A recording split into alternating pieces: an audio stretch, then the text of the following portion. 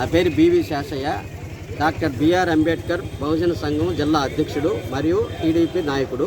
సరేపల్లి నియోజకవర్గంలో మాజీ ఎమ్మెల్యే కాకాని గోవర్ధన్ రెడ్డి దళితుల మీద జరిపిన దమన కాండకు వ్యతిరేకంగా మాట్లాడుతున్నాను. ఏరంపల్లి అనేటువంటి గ్రామంలో ఒక దళితుడిని నరికేసి కాలు నరికి కేసు లేకుండా చేశాడు. 35 కుటుంబాలు బయటికి వెళ్ళిపోయి ఇప్పుడు టీడీపీ గెలిచిన తర్వాత వాళ్ళు ఊళ్ళోకి రావడం జరిగింది. దాని మీద విచారణ జరపాలి. అదేవిధంగా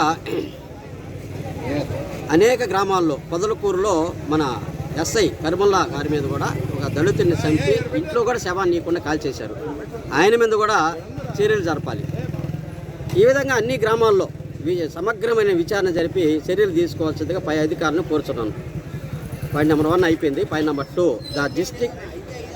the practice of inspector N Sivasankar Reddy అడ్డుగోలుగా గనులకు పర్మిషన్లు ఇచ్చి 100 కోట్లు దోపిడీ చేసి వాళ్ళకు దోసిపెట్టి అధికార పార్టీకి జగన్ పార్టీకి అనుకూలంగా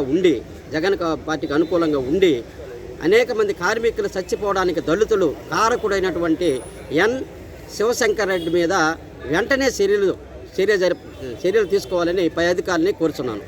అదేవిధంగా నెల్లూరు జిల్లా మనుబోడ మండలం చెరుకుముడి అనే గ్రామంలో 2020 నుంచి 2023 సంవత్సరం వరకు పంచాయతీ నిధులు దుర్వినియోగమైనాయి.